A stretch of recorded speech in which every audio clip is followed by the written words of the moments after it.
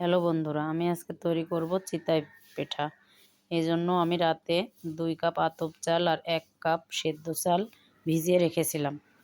ওগুলো ভালো করে জল ঝরিয়ে মিক্সারে দিয়ে মিক্স করে নিব। এই যে ব্যাটারটা ঠিক এরকম হবে। সাথে একটু তেল ও একটু লবণ দিবেন। এবার তাওয়া গরম করে নিব চুলায় হাই হিটে। সামান্য তেল দিয়ে টিস্যু দিয়ে মুছে নিব।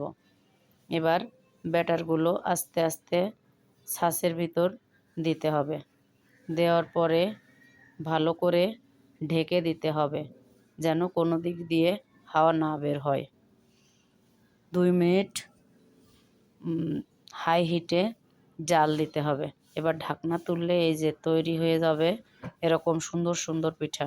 অনেক আপুরাই আছে গ্যাসের চুলায় চিতই পিঠা তৈরি করতে পারে না, তাদের জন্যে সুন্দর পিঠা তৈরি হয়।